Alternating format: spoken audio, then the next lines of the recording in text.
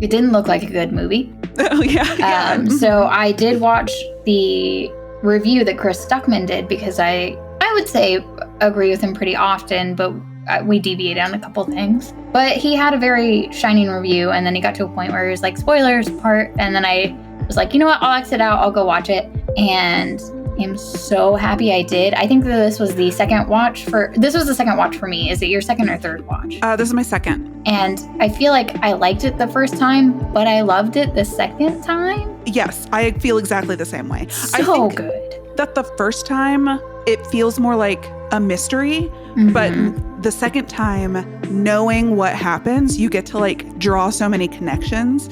So the whole movie, I was like, oh, and then that. Yeah, oh my God.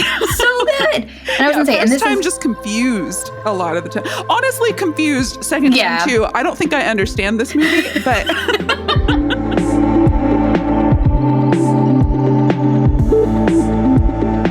hello and welcome to Never Show the Monster. I'm Kelly Attaway. I'm Chelsea Hollander. Today we are talking about The Empty Man, which was a 2020 movie. It was released in 2020, and I have an exciting backstory to that. Ooh, okay. Yeah. Written and directed by David Pryor, and adapted from a graphic novel by Cullen Bunn of the same name. So it was The Empty Man as well. And I think it had another co-author. However, from what I've heard, it's not very much like the actual graphic novel. Oh. And I think that's from Boom Studios. So if you guys want to go check it out, I need to go read it because that'll be my book. You read the Dark Song book and I'll read the graphic novel. That fits us. That works really well. So it came out in 2020. It began filming in 2016. Holy shit. Yeah. And it was strange because Owen Teague is in it. If you guys know Owen Teague, he was in Stephen King's It and Stephen King's The Stand. Is he our main boy? He is not. He is one of the kids in the group of kids. Oh, okay. Yeah. And he plays Harold Lauder in The Stand, I think. And then he plays the friend who goes down into the sewers and then gets all eaten by it.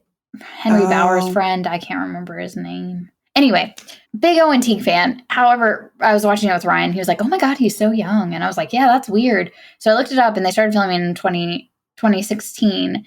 And this movie was a Fox Studios film. And he had a big backing from one of the execs at Fox. And then shortly after they started filming, the guy left.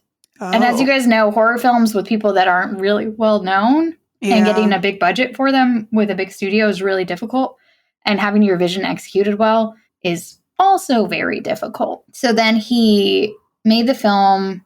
They did some screeners. They did the 2.5 hour. This movie is 2 hours and 17 minutes. They did a 2 hour, 17-minute screener. People hated the movie. Oh, no. So the movie that we watched, the 2 hours and 17 minutes, people did not like it. And then they asked him to cut it down to 90 minutes. Turns out people liked that way less. Whoa. Yeah, I don't know how you could do this movie in 90 minutes. I have no idea. I guess if you cut out the first part. I would hate that because I love that part. I would watch a whole movie about that first part. I know, right? And you almost do. Yeah.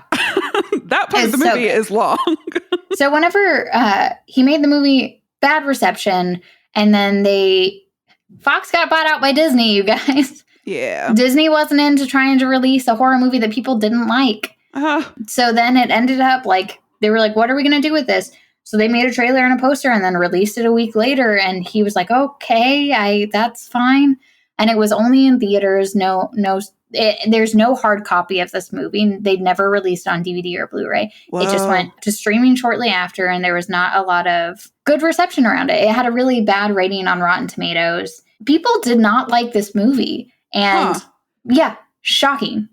It's such a good movie. Yeah, I feel like people were probably just confused. Yeah, that's got to be it. Because the first time I watched it, I was like, oh. And I was like, I remember saying, I have to watch this again. Mm-hmm. But it didn't make me not like it. I still liked it after the first time. I was like, oh, this is an interesting concept. And it's well established on the podcast that we're two dum-dums. If we could watch this. Even you can watch it. No. Then the critics can watch it. But yeah, I don't know what they were expecting to get out of it. Some people compared it to Slender Man, which I did watch that. It is nothing like that. And Yeah. I am insulted that they even did that. I was very upset whenever I was hearing about this part of it. So the movie wasn't doing well.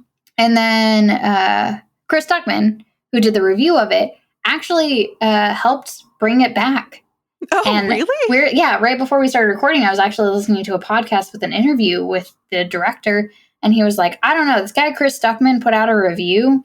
And then all of a sudden my movie was like, the Rotten Tomatoes went up. People started caring about it again. Oh, yay. And I was like, oh, wow. And I'm sure he doesn't even know that he has that. Maybe he does know he has that big of an effect, but he seems like a really down-to-earth guy. He's also... Now, is Chris Stuckman your main man who did... Yeah. He did a Kickstarter to make a movie called Shelby Oaks, which is going to start shooting, or it did start shooting. I think they did location scouting recently. I will put a link to that YouTube video we watched about it. It's like a little mini documentary style movie on YouTube promoting what this will be. Yeah, it's about the paranormal paranoids. Yeah, great name. It's stuff that Kelly and I love, ghost hunters, horror movies. No downside, honestly. No downside. But yeah, he's great. But I was shocked that that's what ended up helping this movie come. I would be sad if I didn't watch this movie. I guess you don't know what you don't know. Much like I don't know what this movie is about. Another bit about David Pryor is he did work on DVD extras. Wait, sorry. So David Pryor is the director? Writer-director. Yeah, he worked on DVD or movie extras. So like those little, whenever you would see the extras whenever you go out to your DVD menu, which I've had to do recently only for this podcast. I forgot that DVD menus existed and you could watch extras of behind the scene things. I forgot about commentaries, you guys. My life has been so dull lately. He used to do like behind the scenes filming of different movies. I think he worked on Fight Club's behind the scenes stuff. So he's worked with David Fincher. And you kind of get some Fincher vibes in this even. Oh, man. There was even something specifically on this rewatch of the movie that I was like, big Fight Club mood. What was it? For sure. The entire plot? Yeah, I guess so. Should we do a rundown of what the movie is about? Yeah. Instead of just talking about the people who created it, we should probably talk about what it's about. Can you tell me what it's about? I mean, I'm going to try. Good luck. So... Quick descripto. We're going to find out together if I'm going to include spoilers. So primarily we are following one character. His name is James. I forget his last name, but it starts with an L. It's James. Oh no, I wrote Jeremy on everything. It is James. So you guys, if you hear me say Jeremy Lasombra, it's James Lasombra. Yeah. Is that supposed to mean like the somber? Because that's him. That describes him. So La Sombra means the shadow in Spanish. These guys, they're doing it. They're doing it. That's a clue. So, so the main character is James, and he is an ex-detective out of St. Louis. He's somewhere in Missouri. Yeah, it's a fictional town. And he is visited one day by an old friend's teen daughter. She's 18. Her name is Amanda. She shows up and she's just like, hey, it's been a long time since we've seen you. Just wanted to say I was thinking about you. We quickly find out that her dad passed away a few years ago. And round about the same time, James's wife and child died. And since then, he hasn't really been hanging out with this family, with Amanda and her mom. Amanda goes missing, and the bulk of the movie is James investigating what happened to Amanda, because the police in town are basically like, well, she's 18 and she packed a bag. Yeah. She left of her own volition. And James and Amanda's mom are both like, no, something spooky is afoot, because in her bathroom, the morning of her disappearance, on the mirror is written, "The empty man made me do it," in what appears to be blood. So James goes on to investigate where she might be. There are deaths. There is a cult. Mm-hmm. There are big words I had to Google. That's true. I'm talking about there are well-done Wikipedia sequences. There are great Wikipedia sequences. There's a lot of drinking. Oh, and also the empty man is like a ooky spooky monster who's creepy crawling around. But that's like not what the movie is about.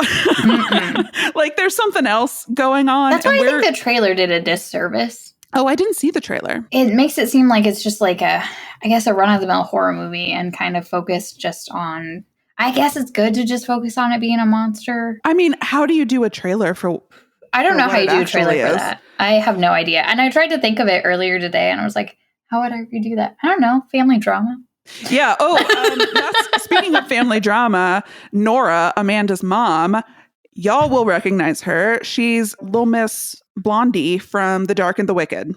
Basically Louise, playing the same character, I guess. Sexier in this movie. And a little more calm and brooding, I guess. Still I feel like she was more though. frazzled in The Dark and the Wicked. Yeah. Which makes sense. Scary stuff happens to her in The Dark and the Wicked. Scary stuff doesn't really happen to her in this one. Sad stuff. Only sad stuff Sad really stuff. happens Yeah, to her in just this one. sad stuff. And does it really happen to her? Who knows? We'll find out. Okay, let's get into it. Okay, so the movie opens on a shot of a mountain, and it says Euro Valley, Bhutan, 1995. And then we're greeted with what sounds like some throat singing. Is that what it was? I don't know, but I wrote down throat singing too. Oh, I meant to look it up because I was like, is that what it's called? At least we had the same reaction to it. And I was like, it sounds like it's throat singing. Okay, perfect. And at this point, we're introduced to 4 hikers, and they're 2 couples, 2 guys, 2 girls. And they're somewhere what looks like, I put monastery. That's not true. What are they when they're monks? I think that's right. Is it? Okay. That's what I wrote down. I'm glad. But I've said stuff wrong before. There's also going to be a painting where I'm going to try to say the name of the painter. Oh, fuck. Wish me luck later, guys. It's Polish. Oh, shit. So they're walking on this beautiful hike in Bhutan. Mountains everywhere. You can see the prayer flags. But they are walking and they come on this like epic chain bridge. It's so scary. Yeah. Is it like tiny chainmail over like some giant chains? Yeah, it's like chicken wire supported by bigger chains. And it's... Super so these rusty. are the Himalayas. So these mountains are like... They are mountains. Yeah. You know what I mean? Like these are... You can't see the bottom. Mountains. You can't see the bottom. It's so far across. When they started going across it, I was like, no. I was like, you send one person at a time, stop it with all 4 of you going across at the same time. And they're like Chelsea said, they're 2 couples. So they're like, I don't know, being fun and jumping on the bridge. Stop it. Yeah, I don't know how no one's like just grasping on the sides. Like, oh dear God, this is the end. So this scary. Is the end for me. But they come up on the epic chain bridge, and then we just get, like The Dark and the Wicked, we're not going to be going through days. We are going to go through days. So we just get a day 1. Day 1. Day 1 of what? I don't know. 3. They see a storm. Day 1 of 3. Oh, damn. Okay. Sorry. So they see a storm in the distance, so they know that a storm's about to come. And then one of the characters hears something, and he's asking if anybody else can hear it. Everyone is like, nah, I can't hear shit, man. And then he starts walking in a specific direction towards the sound. And then all of a sudden he disappears. He disappears because he falls down a cave hole. Yeah. Is it a crevice or crevasse? What's a crevasse? Is that ice? I would say crevasse. I don't know. I thought crevasse was essentially like hole in mountain. I know that there's crevasse and a crevice, but I don't know the difference between the two. Oh, yeah. Crevasse is a deep crack, crevice, or fissure found in a glacier or earth. So I guess it could be a crevasse. Crevasse makes sense. Big hole mountain. So falls down big hole mountain. And this is Greg. This is Paul. You're right. This is Paul. This is Paul who falls down. He falls into the crevasse. His name is Paul. This was my next line. Because they start calling out to him, and then his friend rappels down. This is Greg, the other male in the group. Mm-hmm. And then he sees a bunch of buggies, and then he shines a light around to try to find out where his friend is, and then he finds Paul in this like meditative state. Yeah, when he falls, we assume he's going to be like crumpled at the bottom. Yeah. But he like went in there and kept going. He's like deep in there. How can you do that? How does that happen? That's a pretty deep fall. It was like 2 stories at least. The bugs caught him. You know how ants can like carry X amount their weight or whatever? They all lifted their little ant hands. And he like formed a nice cushion and carried him over. Essentially. You know, wouldn't be shocked from this movie. Would not be shocked if that was the case. Yeah, so he's sitting crisscross applesauce. In front of this Okay, let's try to describe it. Mm-hmm. I'm already lost you're here. Already doing it. Let's try to describe what we're seeing. There's a giant skeleton that is very weird.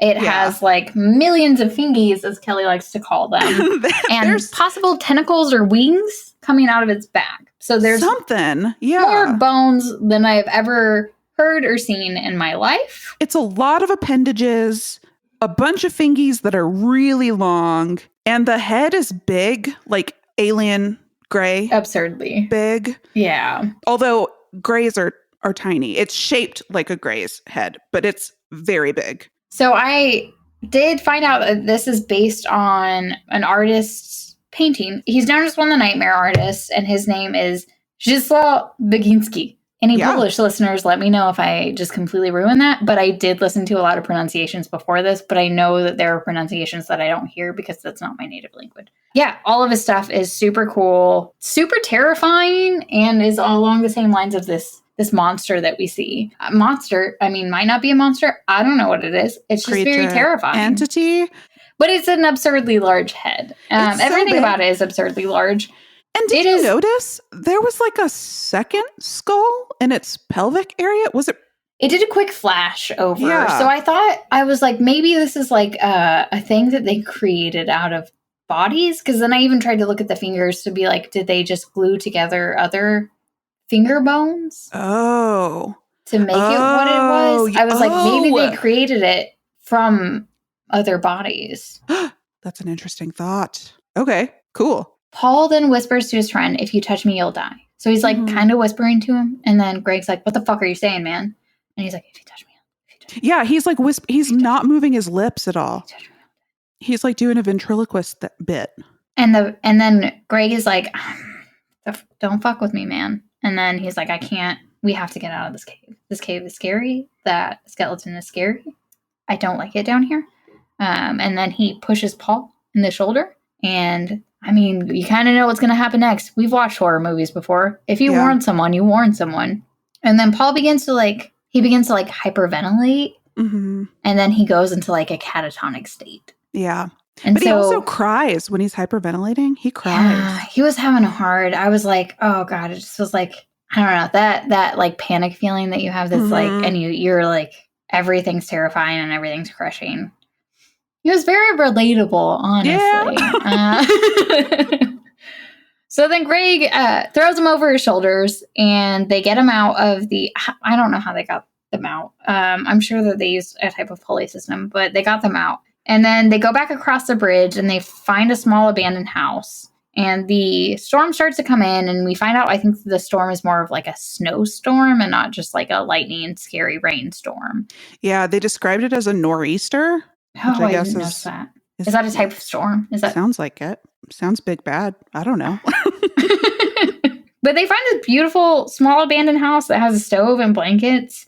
And then Greg is super logical and he's like, we need to look at Paul and we need to check for bug bites because he is having a reaction to something. And you guys know how we're fans of logic. And then his girlfriend, whose name starts with an L. Lola? No. Nope. There's Fiona and Fiona. And Ruthie. I don't know why, but Fiona always seems like it's an L and there's no L in it. If Fiona was a letter, it would be L. So Fiona goes out to go get some water. And then Ruthie, who is Paul's girlfriend, finds what looks to be a type of pipe. A musical instrument that was almost from bamboo. It looks like it's from some sort of wood. I for sure thought that was bone. Oh, well, I looked at it twice because I was like, maybe it's bone, unless the bone could have browned. It had like a brown tint to it, but it could have just aged. Yeah. So it could have been an old bone. Yeah, I don't know. But Paul was clutching it. Yes. And then she ended up taking it from him. Just to close the loop, though, they didn't find any bug bites and no head injuries. So there's like nothing that explains. So they're looking for him, but then Greg turns Paul's wrist over and sees scars. Mm-hmm. And then they begin to worry that they've lost him in a way that's not really caused by something external. Yes. But, we've had this conversation privately, how all of our movies somehow bring up suicide. Is that just horror movies in general? Is that like a thing? I don't know. I never really realized it until we started doing this pod. Yeah, same. But yeah, he's got like a whole mess of scars on his wrists. And did you notice he was doing it the wrong way? Yeah, I did. So maybe it was a more trying to feel stuff than end anything. Yeah, maybe. So then Ruthie, they try to go to sleep, and then Ruthie blows in the pipe while Paul is asleep. Mm-hmm. And then she goes to sleep and wakes up to footsteps, and she checks on Greg and Fiona, and they're fast asleep. Yep. And then we get a day 2. Day 2. And then Greg and Fiona are, they get up in the morning, eat food, and then Greg and Fiona leave to go find help. Ruthie stays behind with a seemingly comatose Paul.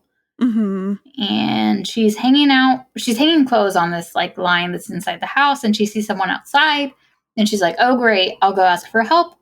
She runs outside. She starts yelling, hey, we need help. And then pretty quickly, no, not quickly. This took so much time for her to realize that this was not. I was like, why? Obviously, that's not good. That's like 10 feet tall. It's in a black cloak. Yeah. Get out of there. It's not even like just a straight up cloak. It's like fringy. It's like got little like pieces tattered. Hanging from it. Mm-hmm. And then she like takes a step back. It takes a step towards her. And then it starts running at her like crazy. So scary. Oof. And then she runs inside and locks the door. And then banging on the door starts to happen. And she's like freaking out a little bit, goes and grabs a knife and is holding it up ready to go. And then you hear Greg be like, hey, it's us. Please let us in. It's cold. Let us in. So the reason she didn't notice that this was a monster is because it's like snowing up a storm. It's great literally point. A storm. It's a blizzard, one might say. It's a blizzard. Yeah. A nor'easter. Wait, is that what it was called? A nor'easter. Yeah. So Greg and Fiona are like, bitch, let us in. It's cold. Mm-hmm. And they let them in, and then they say they couldn't get very far because of the storm. Mm-hmm. So the next shot is outside of the house, and then you all of a sudden hear this weird click whisper. Mm-hmm. The next shot is Ruthie fast asleep, and Paul just directly hovering over her ear, probably less than a centimeter apart, doing this click whisper directly in her ear. Oh, we hate it. So creepy. And then she wakes up, and Paul's gone. And so she gets up and she's like, I don't know where he went. Fiona comes out, and then they find footprints outside the door, and they start to follow. And then we get day 3. Day 3. And then they walk to the bridge and find Paul sitting, and he's blowing on that pipe that Ruthie had earlier. And then Greg gets really frustrated and mad at him and is upset because he feels like he's going through a breakdown and he's just ruining the trip for everyone. And then Fiona, Greg's girlfriend, partner, is trying so hard to just be like, Paul, what's going on? Let's try to help you out. Yeah. And she's trying to soothe him. And then that knife that Ruthie had earlier, she pulls out and then just stabs the shit out of Greg. Yeah. And then shoves him over this giant cliff by the bridge. And crevasse. Oh, sorry. No. This isn't the same one we were talking about earlier. This is the bridge one. This is a different crevasse. This is like a much more serious crevasse. That needed a bridge. Fiona runs after Greg because, of course, and then Ruthie's like just slashes her throat and tosses her over like trash. And then you just see Ruthie make eye contact with Paul, and there's just like a weird moment, and then Paul, you just see a tear roll down his face. Mm-hmm. And then she just backs up to the edge of the cliff and then falls backwards after her friends. And he just goes back to blowing his little whistle. And then the movie begins. Do you get it? It was a cold open. Do you get it? It was a freezing open. And honestly, I would probably, like, the first time and even the second time that I watched it, that first 20 minutes is so good. It's so good. Good. I remember the first time I watched the movie, when the movie starts, I was like, well, what the fuck was all that in the Himalayas about? I was like, that is a very long chunk of the movie to spend on like a prologue. A prologue is exactly what it was. We just walk away from it. So then we get the title card for The Empty Man, and now we're in Webster, Missouri in 2010. It's a non-existent town, but there was actually a cool fact about it because it was named after a specific philosopher.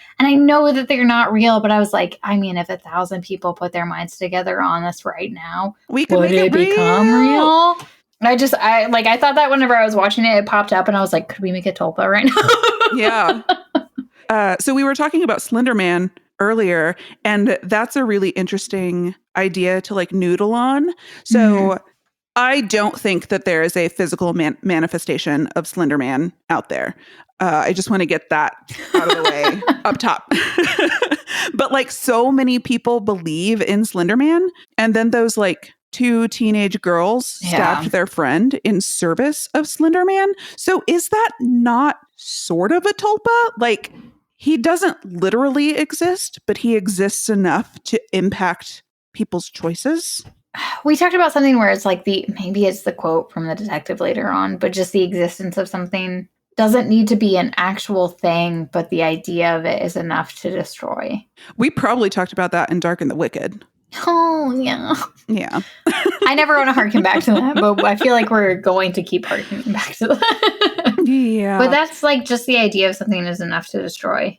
And we sort of get into that in this movie. Like people talk about having a brain itch with an idea burrows into your brain. Yeah. I'm glad that you just thought an idea burrows into your brain. I just thought about I got it. Oh, like a literal itch. Yeah, for sure. I sort of think that's what they might have meant because Amanda was like, did you know your brain can itch? And I was like, I hope never to experience that. Yeah, I was like, that's got to be hell. That sounds miserable. So jump back into it. Amanda gets a call from her mom and leaves. And she says, can I tell my mom that I saw you? And then leaves. And then he heads to bed. He sees some pictures on the wall and they're memories of his wife and son. And he starts seeing like flashes. And then he hears the whispering, where were you? Where were you? And then he gets up and he takes doxepin. It's an antidepressant. Yeah, antidepressant and nerve pain medication. It can treat depression, anxiety, and sleep disorders. But whenever he takes doxepin, I think it might be more for the antidepressant part because I feel like he doesn't always go back to sleep. Maybe he does. No, he fully takes it while the sun is up a couple times. Okay, good. Or at least once. I clocked that. Okay, perfect. Because I was trying to figure that out. And I was like, I don't think he's just taking it for insomnia. In this situation, he is supposed to be asleep. Mm-hmm. But I think in general, I don't notice that. And now it cuts to Amanda's mom, who we find out is Nora. Wait. You missed what did I miss? Day 1. What? How did I miss that? I don't know. But it's day 1. That's where Nora discovers that Amanda is gone. And she walks up to Amanda's room and she keeps like asking if she wants eggs or what she wants for breakfast, if she wants oatmeal or something. And then she screams. And then the next scene, you see James knocking at the door. I had his name right at the beginning. Where did I start calling him Jeremy? I don't know. I didn't have his name right at the beginning. I called him our boy for I was hoping you would just say Jeremy and then we would have switched.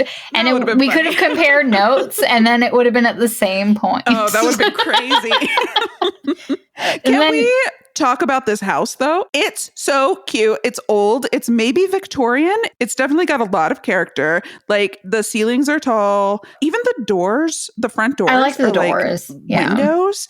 I don't know. It was like a French door with windows, but it wasn't windows all the way down. It was just windows top up. But like lots of natural light, lots of like nooks and crannies in the house, like eaves and stuff. I don't know. Love it. We love it. We love to see an old cozy house. Is this podcast just turned into reviewing the houses in horror movies? We're going to slowly transition into a home decor. So James comes over and then he checks the bathroom and then you see the thing in blood where it says the empty man maybe do it that Kelly was talking about earlier. And then we find out that James used to be the undercover cop in St. Louis, big guy. And the cops are there and they're processing the scene and he starts to get interrogated because he was the last person who saw her. And then we find out Amanda's father died 2 years ago. Yeah. That's the only part that I find a little weird is because I feel like the timing on different things doesn't make sense. Because I think that they talk about it being a year ago later. But it says 2 years ago from a heart attack. Mm-hmm. That's when they say that she's 18. She packed a suitcase. We don't give a shit. Is basically what the cops say. And they think she ran away. And they asked if she has any pets. And then, like the sexist pigs they are, they tell Nora everything. I'm not going to talk to you anymore. And they're like, I would like to continue to talk to you, though, James. So then they told him they thought Amanda was just acting out to hurt the mom. Yeah. Which she doesn't love, and she thinks that they don't give a shit about it, which is pretty obvious based on this scene.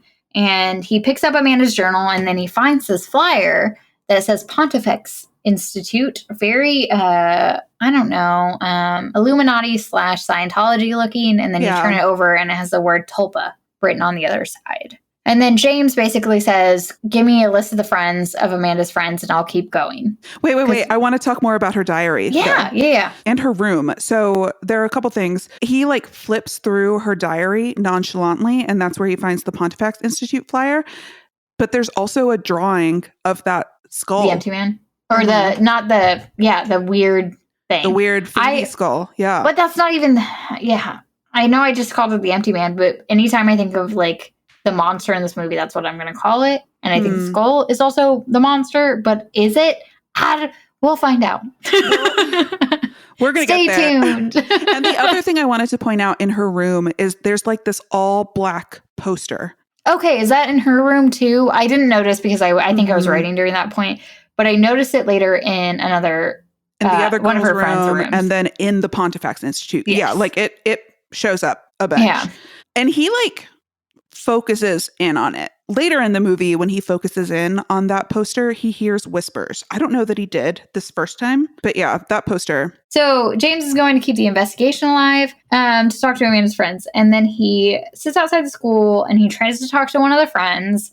And her name is Devara Walsh. And she agrees to talk to him. And he was like, get in my car. And I was like, this is a very bad situation. I know. I was so Don't nervous get in the about car. that. I was like, don't get in the car. And there's no indication that he's giving you that doesn't say that he's going to just trap you. Lady, don't do it. She did say that she knew who he was, which helps. Like, she didn't just get into some stranger's car. No, the optics of this are not good. Don't do that. And that doesn't come into the movie at all. This is just me and Chelsea being nervous. Yeah, don't get into strangers' cars. I've done it before. It was very nice. It was a girl who was trying to help me cross the street when I was a child, and she let me hold her cell phone in my hands. I shouldn't have done it. I did it because it was a very busy street, but I shouldn't have done it. I appreciate her. She's a very nice person. Shouldn't have done it. Don't do it. If there are any children that listen to our podcast. Anyway, so he goes to talk to Devara Walsh. She gets in the car and shares a cigarette with him, and she keeps staring out the window. Not like they are passing one back and forth. They each have their own cigarette. Sorry. I didn't want to make that weird. They have their own. And she said, I will talk to you if you give me a cigarette. But she's super edgy. She keeps looking out the window, and she starts to talk about the Empty Man. And then she talks about like the story of the Empty Man, which is if you go to a bridge in the dark, blow into an empty bottle and think about him, then you start the process, which is a 3-day process. And we find out her and her friends did it 2 days prior. And then it does a flashback to when they're doing it. And I mean, Amanda's catastrophizing in this scene just felt very personal when she was like, I just like to think about every bad scenario that could happen every time I do something.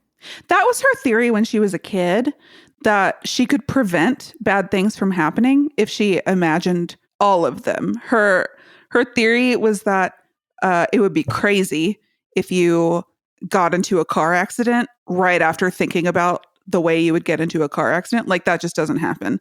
And I was like, oh, hun, that's anxiety. That's anxiety that you got there, bud. Yeah, I was like, oh, I know how that feels, but I'm not like even be OCD. Like, we need to get you. I'm okay now. It's not so bad. Or are we talking about Amanda? Oh no. I think we're talking about all three of us. Yay! So this is when they describe on the first night you hear him and can't stop thinking about him. Mm-hmm. On the second night you see him following you, and on the third night he finds you. Mm-hmm. Then they're walking, like, you see this group of friends. I think it's about 7 friends in total. Yeah. And they all have their own characteristics. And then they're just walking on the bridge. And then all of a sudden, which one was it? Was it Amanda who was like, it was Amanda. Let's call the Empty Man or whatever. So she picks up an empty bottle. And then they all start to blow into it. And Devara does it very reluctantly. Yeah. And she was like pissed that she even has to do it. And she succumbs to peer pressure because this is high school. What are you going to do? And then Amanda brought the dramatics. sat in the middle of she went last. Yep. Sat in the middle of the bridge that they were on, blowed into it, focused, and started chanting, "The empty man, the empty man, the empty man, the empty man." This is the part where the trailer does a disservice too, because they play this part the entire movie like it's a continuous thing. This is the only scene that it actually happens in. Yeah. I wish that they had left the weird whisper ticking, because that is much creepier than the chant. So then Amanda's chanting, and then the wind blows, and then everything stands still. And they hear a bottle move, some footsteps in the silence, and then they hear the sound of blowing into an empty bottle. So scary. Like from the other end of the bridge. From the other end of and they can't see anything. It's just dark. It's totally dark. So they have no idea what's going on. And then they start to hear those hurried footsteps that Ruthie heard at the beginning. Yeah. Just coming towards them. And then it cuts back to present day. Devara then tells Jeremy that she saw Amanda the next day at the mall talking to Brandon. And then it does a flashback to that scene. And she's doing that weird click whisper into Brandon's ear. Devara looks super spooked as she's looking out the window, and she sees a group of like 5 or 6 teenagers just meditating. Yeah. It seems like, and they're staring at her. And then this is where it changes. Jeremy goes to Brandon's house. Not James. James goes to Brandon's house. Brandon's MIA. His parents are distraught, and he's asking like, "Oh, where's Brandon?" And they basically they're like, "Have you seen him?" And he's like, "No, I'm with Amanda." And then they just slowly shut the door in his face. Weird interaction. Weird. And then he goes to another friend's house and no one's home. And then he goes into the bedroom of that friend. I can't remember what friend was it. Was it Brandon? Wait, no. Brandon's parents. Lisa, maybe? Some broad. It was someone. Yeah. So he goes into the house, and then he finds the poster, the same poster that Kelly was talking about that was in Amanda's room. And that's when he gets like entranced by it, and he starts to hear the click whispering as he's staring into it. And he also finds he finds like another Pontifex Institute flyer. Mm-hmm. So they all got this in common, is what we're seeing. And he goes to the backyard, and then he finds a dog's body that has been drained of its blood. So the blood that we saw in the mirror was most likely from this dog. And that was the cops' theory. That's why they asked Nora if they had a pet. They assumed that it was from a pet. And then he calls Nora and asks about her friends. And he says, "Are they weird?"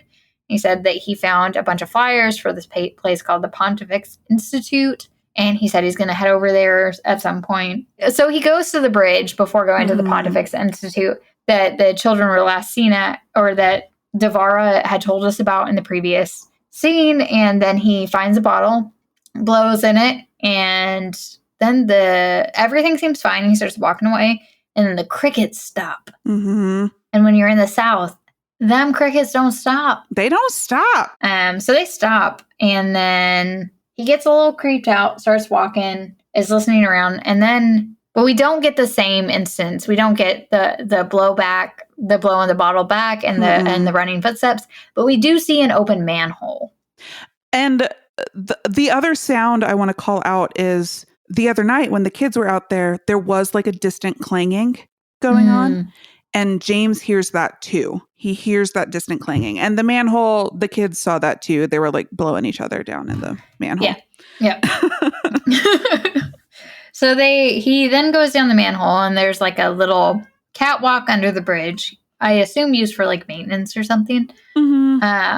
And then he goes down and he finds the 5 kids, and they're all hanging there. And then he looks over, and on the wall it says, "The empty man made me do it." So now something obviously super nefarious is going on. Yeah. We see 5 dead children, and there is a specific, there's something making them do this. There's something about this empty man that has something to do with what's happening. Whether it be like the empty man's a serial killer. But the first time I watched this, I was like, Amanda's not looking good. Like, she killed these kids. Yeah, I mean, her and Devara are the only ones missing. He has spoken to Devara. Wait, I want to talk about the EMTs bringing these bodies up. They're just like clanging them against the side of the manhole. They're like treating these bodies like sacks of potatoes. They are not. It's not good. It's not good. I mean, it's a crime scene. You think that they would be a little more delicate. Yeah, Just no, they're like, bit. fuck these kids. They No. killed themselves. Which is what everybody thinks, that these kids are, they just doing their shit. Yeah. So now we cut to Devara, and she wanted to de-stress from everything. She's obviously having a hard time. Yeah. She goes to the spa. Mm-hmm. At night, nighttime spa. Yeah. And Nighttime also, spa. I mean, much like the other 5, this is day 3 for her. Yeah, not great. So she goes into the sauna, and the steam is doing its thing. I don't know if you guys have seen horror movies before, but we kind of all know what's coming up. Yeah. Not specifically what's coming up, but a general idea. Yeah. So then we see a figure in front of her start to take shape and gets closer and then grabs her and then starts stabbing her in the face with some scissors. Yeah, not good. We don't love it. And then we get a flash and it shows that she is stabbing herself in the face with these scissors. Mm-hmm. The figure that we see is very, very similar to the figure in the prologue. Yeah. Just in black cloaks, tattered, I don't know, scary hands, and then just stabbing. And then, the flash, you just see her grabbing her own neck and stabbing herself in the face with scissors multiple times. Is she not like lifted against the wall? She is. Yeah. I'm going to go with the Chucky theory. Okay. And that is anytime Luther Lee Boggs did it. Oh, sorry. Go on. That's not his name. That's not his name in Chucky. That's the actor's name in the X-Files. It's something Ray. Charles Lee Ray. Yeah, that's it. Is it Luther Lee Boggs and Charles Lee Ray? Oh, probably. Anyway, he's probably like, go on. Specification for any character I play. Lee must be in the middle name. But yeah, like if a doll can hold someone up and kill someone, and I think that, or a mystical, I'm going to say Empty Man just as a reference to it. I don't know what else to call it. Yeah, I don't know. We can't explain a lot of things in horror movies, and this is maybe one of them. Maybe she wasn't completely off the ground. Maybe she was still touching it, but the angle of the camera made it seem like it was lifted. We know she didn't die from strangulation. Yeah, it was for sure the stabs to the face. Yeah, stabby stabs. I guess my biggest question of the scene is, did we need to see this teenager's butt? Okay, I'm glad that we had the same reaction, because I was like, I'm really tired of people in high school being sexualized. I don't know if you guys watch Euphoria, but or Riverdale. Ooh, does that happen in Riverdale? Okay, we'll exchange. You watch Euphoria, I'll watch Riverdale, and we'll both be very upset about what they're doing to teenagers these days. But I don't know why there is a need to sexualize kids in school. Yeah, wait until they're out of school. I don't know. You don't need to do that. You don't have to do that. Please let them not have to do that until they want to do that. Just let them be kids. Agreed. And I was like, I know that they talked about Amanda being 18, so Devara might be 18, but even then, still don't. Just don't. That's my feeling. Just don't. That's probably my only complaint about this movie, though. Is that scene? I was like, I don't need it. I'm even fine with like steam room. Yeah, just like fuzzy it up. Yeah, make that steam cover it a little bit. Yeah, exactly. So, all right. Yeah, we're on the same. We're the same. And I'm glad we have the same visceral reaction to being like, this is a child. Come on. Why are we seeing a child's ass? She's a kid. No, thank you. No butts below 28. We're very highbrow in this podcast. Let me caveat that if you're 18 and you want to look at an 18-year-old butt, that's fun. Jesus. Okay. Don't put it in the horror movie. Yeah, exactly. But this is like an homage to classic slasher flicks. You know, yeah, that's a good point. I was like, oh, damn, we have been transported back to the 80s. This is a slasher. That's a good point. I didn't consider that. Oh, yeah. Why did you make me turn around on this? I still think you should have steamed the butt. I'm not defending the butt. I'm defending the scissors. Okay, so we both agree steam the butt. And, steam the butt. Scissors are fine. Yeah. James goes to the police station and he finds out about Devara while he's at the police station. Mm-hmm. He's also having weird nosebleeds at this point. And both the police and James doubt that it is a suicide, even though they're like, it seems like it is, but that feels wrong. Yeah, James was fully like, people don't just do that to themselves. And he was like, yeah, they don't. I don't know what the fuck. Suicide I get as a concept, but scissors to the face as suicide? No. Mm-hmm. And this is where the detective goes on a very long rant that I think is super good, and I did a bad job of writing down. I said, sounds like it's widespread. The idea is stronger than its parts. Mm-hmm. And then I put in parentheses, look up the rest of this line. And then at the end, we can't indict the cosmos. Yeah, we can't indict the cosmos. He starts talking about how in this small town, we get 2 murders a year, maybe 3 if we're frisky. So this is nuts. He says all these murders poison the atmosphere. It's communicable. It changes people. And he goes on to tell a story about a woman in a nearby town who fed her baby, her newborn, to a dog because she said the baby was whispering to her. And that woman also said, the empty man made me do it. And the cop tells James, we found the same message written in blood at the Devara crime scene. The empty man made me do it. And he goes on to say, like, what do we do? Like, we can put that woman who fed her baby to the dog in jail. We can even like execute her, but that doesn't solve the problem. That's not the root cause. We can't indict the cosmos. So yeah, this is like, now we're getting into it. This is probably one of my favorite moments. There are 2 moments of monologue dialogue. I know it's a dialogue, but it's mostly him talking in this moment about it that I really loved about this film. And this is something that gets you, I don't know if this happened to you, but it gets you more on the second watch. Yeah. Yes. Because this got me way more on the second watch than the first watch. And I was like, oh, okay. Yeah. On the first watch, it just sounds like a detective struggling with the state of things. And on the second watch, you're like, no, this is what the movie is about. And you're like, oh, God. The thing about the movie, spoiler, it tells you what it is the entire time. Yes. Yeah. It doesn't hide it. It tells you exactly what it is. And I'm just you don't see it. Yeah. And it's so crazy. So watch it twice. Watch it twice or 12 times. That's 15, what I'm going to go 20. For. I'll update you on how many times I got to watch it before I understand.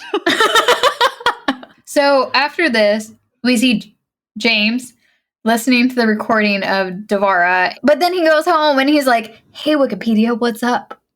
Yeah. Pontifex Society. And then he reads thought form.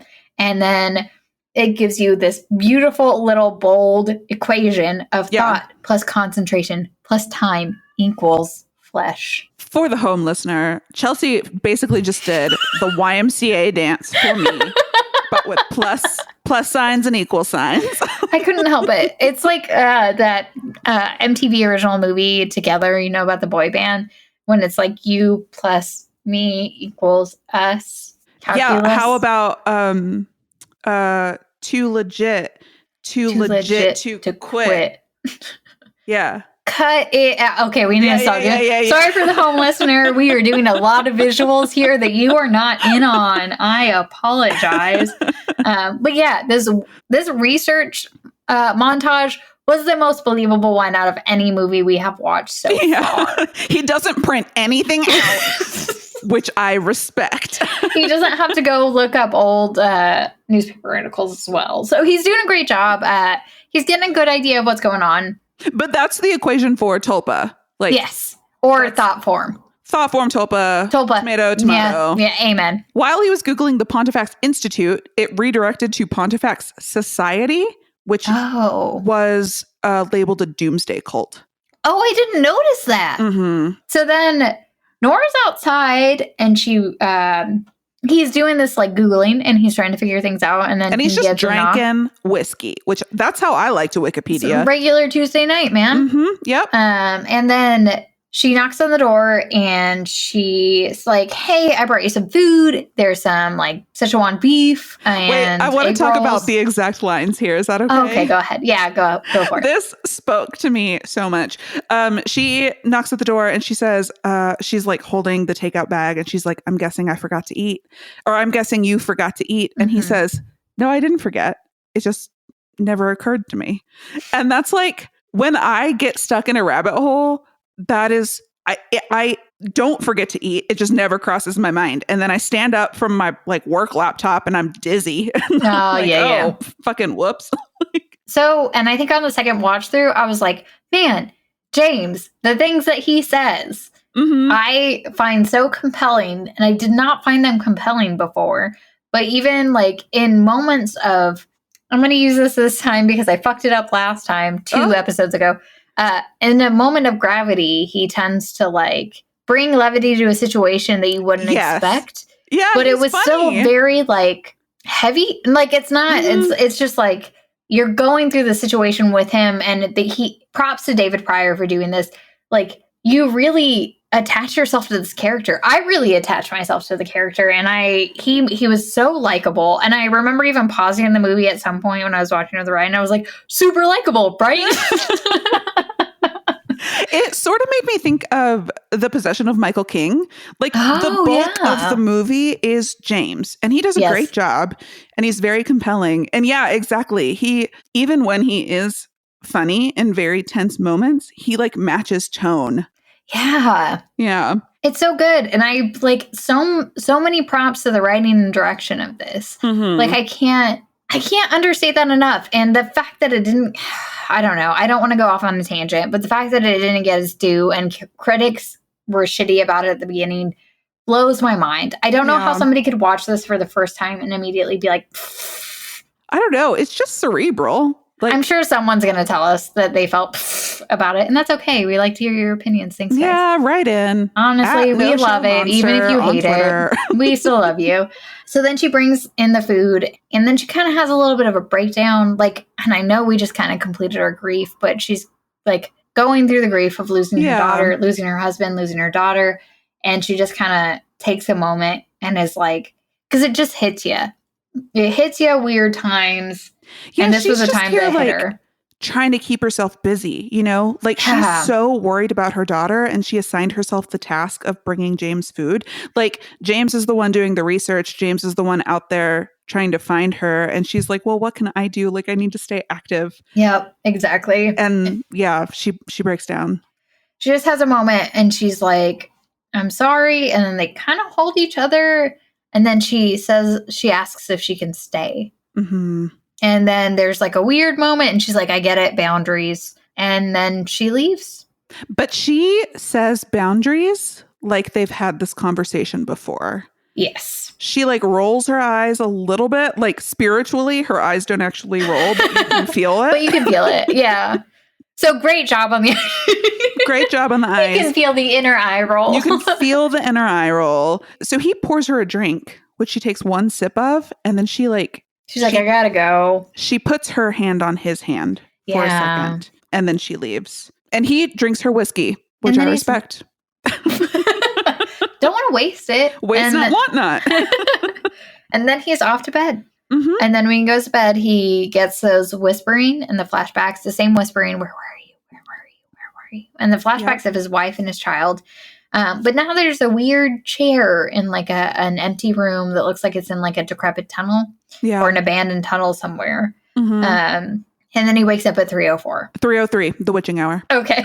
I thought the witching hour was 2. It depends on what movie you're watching. Okay, witches, please write it and let us know what hour is your hour. And what time zone is it? Do you use good UTC? Question. Ooh. Or is it dependent on time zone? Is one area witchier than the other based on that time? Oh, yeah. Are you like witchier the closer you get to the equator? That's a good question. Is that how you say it? Do you really hit the equator? Is it the equator? What's the one that's the longitudinal? Oh, the Greenwich something. That sounds right. I have no idea. I'm bad with time zones, and I work with a lot of people in different time zones, and I do not do well at planning meetings. I bet like Iceland is the witchiest. Right? Like with the... I feel like that feels right. With those lights, you know? Would that be Alaska as well? Yeah. Yeah. Okay. Let's all move to Alaska. That's what I'm hearing. So he wakes up at 3 something. And shortly after 3. He is a crazy person and leaves his door open. Oh my God. I want to talk about this. I have this in my notes. And you've already told me your opinion. You think this is insane. Yeah, for sure. I mean, I leave it open sometimes whenever, like, I know that Petty is not feeling well, but in general, I can't leave my door open. Why not? I'm afraid of monsters. I don't know why you're asking this question. It's obviously monsters. God, okay. I mean, I think this movie proves my motherfucking point. Like, what we're about to hear and see, you need to have your door shut. I'm team door open. I sleep with my door all the way open, not just cracked, all the way. Well, something can walk in and like I sleep, my door doesn't have a lock on it. No one should know that. But I sleep with stuff in front of my door, so if it topples, I can hear it. I am always anxious all the time. So Honey, we got to work on that. We got to work on that. We got to get you comfortable in your home. I am moderately comfortable. I'm more comfortable in this home than I have in my last 3. So my first apartment when I moved here had no doors. That seems fine to me. Bathroom was the only room with a door. I don't close my bathroom door. I live with someone. So I do for their benefit. Naked. Yeah, okay, but I'm not going to shit in front of him. I guess for poops, close the door. But like shower, I leave my door open. Yeah, that's fine. I leave my bedroom door open. There are a couple reasons. One, I've lived in a house with no air circulation for the last 8 years. That's valid. So I get that. But I did it before that too. I can't. Mine is also a fear-based reason though. Which is weird because we have opposing fear bases. If my door is open, I'm going to be able to hear the noises in the house better. So I'm going to be alerted earlier if somebody's coming in the back door. I sleep like a log. I don't know how I sleep, to be totally honest. I sleep pretty hard, and that's why I have to have a lot of sound in order to wake up. I also sleep with my little footsies sticking out from the blanket. I do that too. I can't deal with keeping my feet covered. I have started being able to put my feet off the edge of the bed without feeling like something's going to grab them and murder me. Oh, I'm proud of you. I know, thank you. Where are we? Okay. He's sleeping with the door open like a psycho, like a Kelly. Like a Kelly. And he hears something. And this is something that we talked about with The Dark and the Wicked, is that he flips the light on. Mm-hmm. And then he's looking around. He's got his bat, like every good person in a home that doesn't have a gun. You have a bat? I should get a bat. Oh my God, you don't have a bat? Okay. Anyway. So he hears something. He turns on the light. He has a bat in his hand. He's ready to go. He's ready to rumble. And then the light turns off and he does exactly what I would do. Shuts the door immediately and is like, fuck this. This is the hall light, not his hall light. His door's already open. So he goes into the hall. And it's like floorboards creaking. Yes, exactly. And then he sees a shadow under his door, opens the door. He's ready to just beat the shit out of it. Mm-hmm. And there's nothing there. But the front door is open. Yeah. And so he goes out the front door, looks around, nothing's there. He goes back to bed. As he's walking to bed, he looks himself in the mirror and is like, you crazy. And then he takes his doxepin and goes back to sleep. Okay, so he also heard whispering after he closed the door. I didn't know that. Mm-hmm. So when he closes the door, he can still hear the floor creaking, right outside the door. And so he didn't see anything while the door was open. Hmm. Floorboards are still creaking. He gets down on the ground. Yes. And he sees the shadow of footsteps, of feet outside the door. And there's whispering. And also, if your front door is suddenly open, don't you now have to clear the whole house? Yeah, for sure. I would not be comfortable just shutting the door. No, you got to go through. You're there's no one in the front yard. Yeah, no shit. They're in your house. They're in your fucking house. They're in your pantry. I don't know where they are. This is actually a self-preservation podcast. This is a interior design, self-preservation, and exactly mama protecting young teenagers podcast. I don't know. Sorry, don't know what you guys signed up for. Horror is just tangential, but yeah, it's everything. Clear the whole house. Yeah, 100% agree with that. So in the next scene, we see James heading to a very old building that's in the middle of the city. I think that we're led to believe it's in the middle of St. Louis. Oh, I missed that. If it is in Webster City, I don't know what Webster City is supposed to be modeled after. Maybe Kansas City, because Missouri doesn't have a ton of big cities, you guys. It's definitely not Branson. What are you talking about? Branson's huge. Are you for real? No, of course I'm not. It's a fun town. It's fun. It's a fun town. Silver City, etc. Dolly Parton. Dolly has a stampede there. Hello, So, in a stunning turn of events, this one turned into 2 episodes. It's just too wild. There's too much to unpack in one go. Unless, do you guys like 2-hour-long episodes? Let us know. Write in at NoShowMonster on Twitter or at NoShowMonster@gmail.com. Let us know what you prefer. But for now, this gives you another week to watch The Empty Man on repeat until you understand it, which I for sure do not yet. But make sure to take a break to watch Ryan Tate's new YouTube video. It's about how he created our show art, which I'll remind you is very dope. His channel is Ryan Tate Art, and there's also a link in the show notes. Okay, we will see you next week to finish The Empty Man. Happy spookies.